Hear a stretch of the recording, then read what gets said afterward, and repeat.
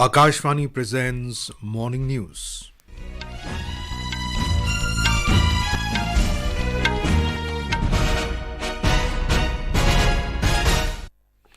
Good morning, I am Abhishek Mukhopadhyay. The headlines. Filing of nominations for second phase of Lok Sabha elections to end this evening. Prime Minister and senior BJP leader Narendra Modi to formally launch NDA poll campaign for Lok Sabha elections in Bihar from Jamui today. National Security Advisor Ajit Doval calls for shunning double standards in countering terrorism.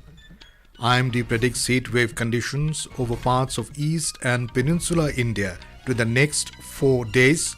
And in IPL cricket, Kolkata Knight Riders beat Delhi Capitals by 106 runs in Visakhapatnam.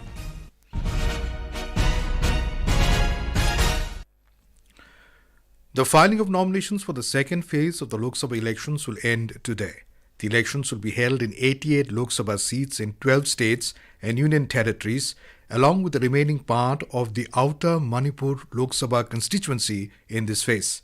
A part of the Outer Manipur constituency will go to polls in the first phase.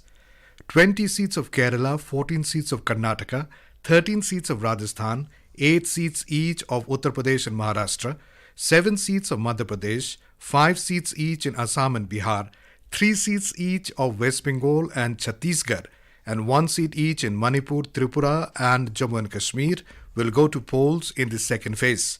The voting for this phase will be held on the 26th of April. The scrutiny of nominations across all states and union territories will be done tomorrow, except in Jammu and Kashmir, where scrutiny will be held on Saturday. Prime Minister and senior BJP leader Narendra Modi will formally launch the poll campaign of the NDA for Lok Sabha elections in Bihar from Jamui today. He will address a public meeting in Ballapur in Khera block of Jamui district.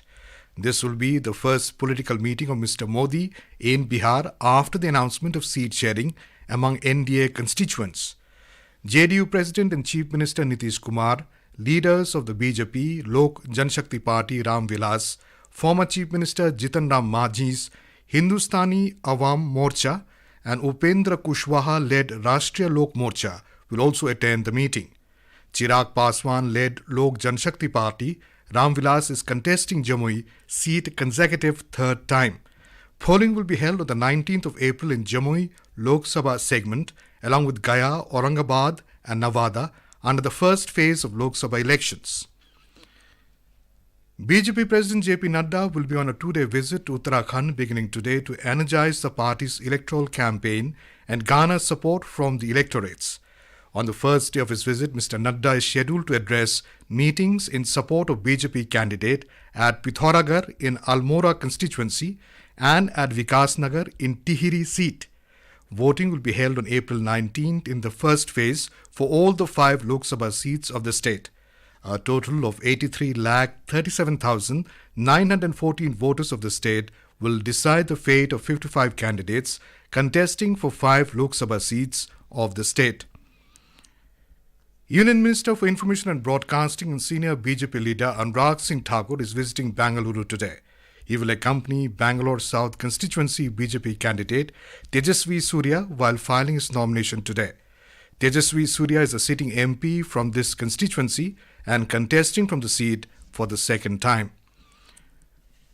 The Congress party has expelled its former MP Sanjay Nirupam from the party for 6 years for indiscipline and anti-party statements.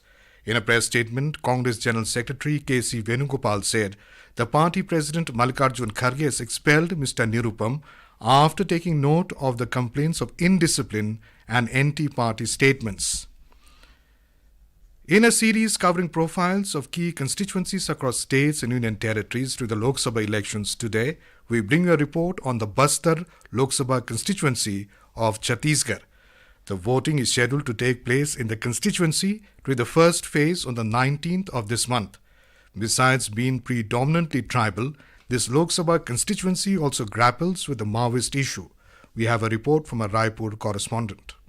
The Bastar parliamentary constituency in Chhattisgarh is reserved for scheduled tribes. The number of voters is a little more than 14,72,000. The number of female voters surpasses that of males in this Lok Sabha constituency. There are approximately 7,71,000 female voters, while male voters amount to roughly 7 lakh. Comprising 8 assembly constituencies, the Bastar Lok Sabha constituency witnesses the participation of 11 candidates in the electoral race. The Bharatiya Janata Party has fielded Mahesh Kashyap, while Congress has nominated former Minister and Sukma MLA Kawasi Lakhma. In the last Lok Sabha election, Deepak Baij of the Congress emerged victorious from the Bastar Lok Sabha seat. The Bastar region grapples with challenges posed by left-wing extremism. The Election Commission of India is diligently ensuring fair and peaceful conduct of the Lok Sabha elections through various measures. Vikalp Shukla, Akashvani News, Raipur. The Election Commission has directed Chief Secretaries and Director General of Police of all state and union territories to keep a strict vigil along interstate and international borders to plug the inflow of illicit liquor, cash, drugs, arms and freebies. The Commission has also directed them to ensure peaceful and inducement-free general elections. The poll body yesterday held a meeting with all state and union territories in New Delhi to review and assess the law and order situation.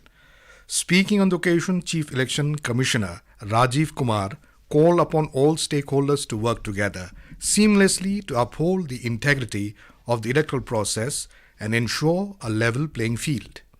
Globe over, there are around 70 countries which are going to elections this year in 2024. And everybody is looking towards us, we being the largest, we being the oldest democracy. So everyone is looking towards us and we are committed to deliver an absolutely spotless elections in an absolutely free and fair environment with a level playing field.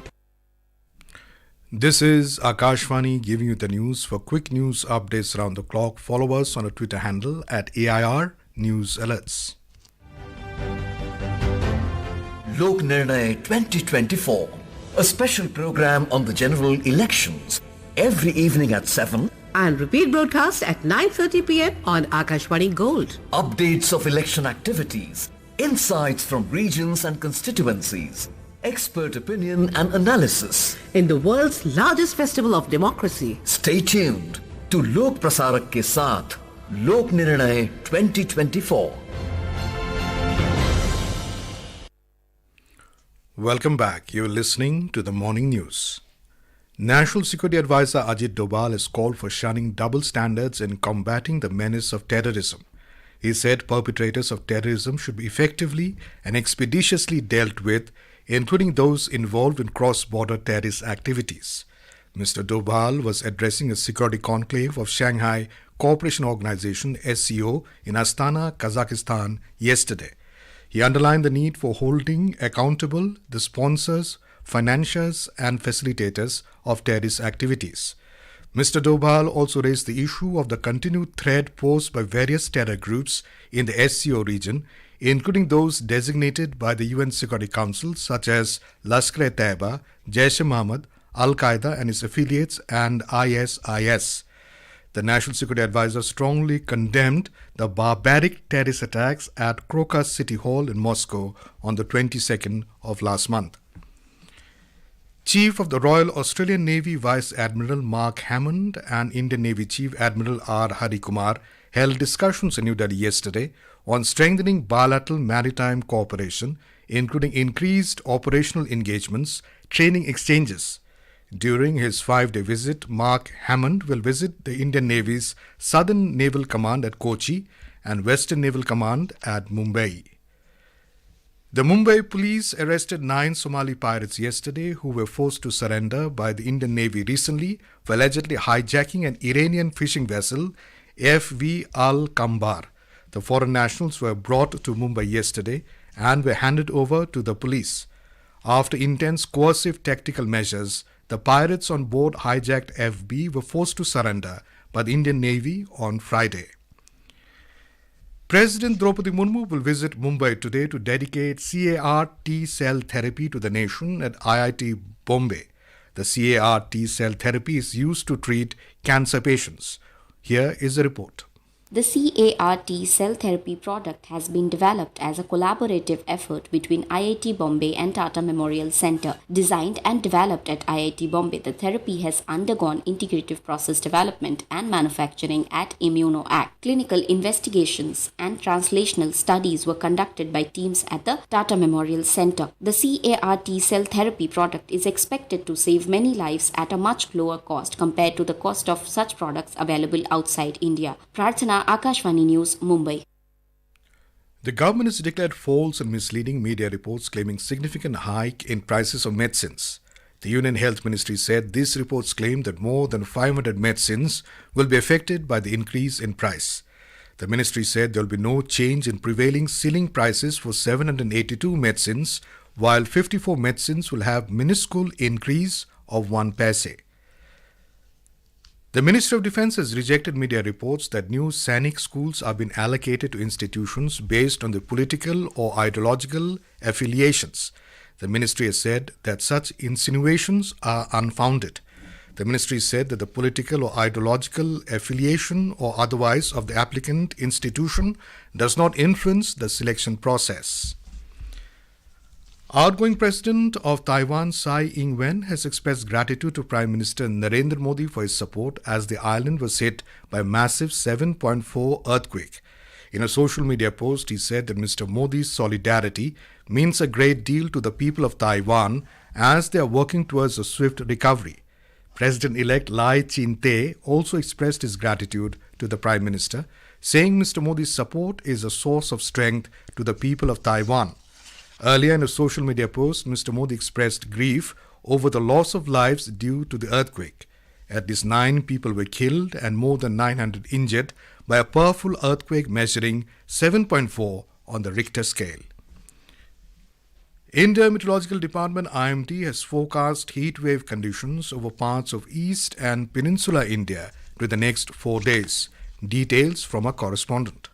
Heatwave conditions are likely over North Interior Karnataka, Odisha, Gangetic West Bengal, Jharkhand, Telangana and coastal Andhra Pradesh. IMD predicted a gradual rise in maximum temperatures by 2 to 3 degrees Celsius over many parts of East India during the next 3 days. On the other hand, the Weather Office has forecast that enhanced rainfall and thunderstorm activity is likely to continue over Northeast India till Sunday. Light to moderate rainfall is likely over Arunachal Pradesh, Assam, Meghalaya, Nagaland, Manipur, Mizoram and Tripura. IMD has also predicted heavy rainfall and snowfall over Arunachal Pradesh. With Dipendra, this is Manik Sharma from Akashvani News, Delhi.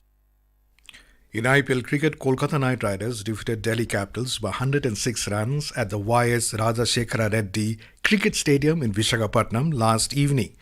Chasing a target of 273, Delhi Capitals were all out for 166 runs in 17.2 overs. Today, Gujarat Titans will face Punjab Kings at the Narendra Modi Stadium in Ahmedabad. The match will begin at 7:30 this evening. And now, for a look at today's newspapers, it's over to Saira Mujtaba. Thank you, Abhishek. In swipe at China, Doval says, shun terror double standards, writes the Times of India. Strongest quake in 25 years rocks Taiwan, 9 killed, 1,000 injured, reports the Asian Age. Election Commission bolsters border security ahead of Lok Sabha elections, states the Pioneer. Rahul files papers for Lok Sabha polls in Wayanad, says Hindustan Times. Bengaluru to save nearly 60 MLD water through supply cut to big consumers, informs the Hindu. False, misleading, malicious centre on reports of hike in medicine prices up to 12%, writes the Statesman. And finally, White House directs NASA to create time standard for the moon, reports the Business Line, about establishing a unified standard of time for the moon and other celestial bodies. And with that, it's back to you, Abhishek. Thank you, Saira. And now, before we end the bulletin, the headlines once again. Filing of nominations for second phase of Lok Sabha elections to end this evening. Prime Minister and senior BJP leader Narendra Modi to formally launch NDA poll campaign for Lok Sabha elections in Bihar from Jamui today. National Security Advisor Ajit Doval calls for shunning double standards and countering terrorism. IMD predicts heatwave conditions over parts of East and Peninsular India to the next 4 days. And in IPL cricket, Kolkata Knight Riders beat Delhi Capitals by 106 runs in Visakhapatnam. And with that, we end the morning news. Have a nice day.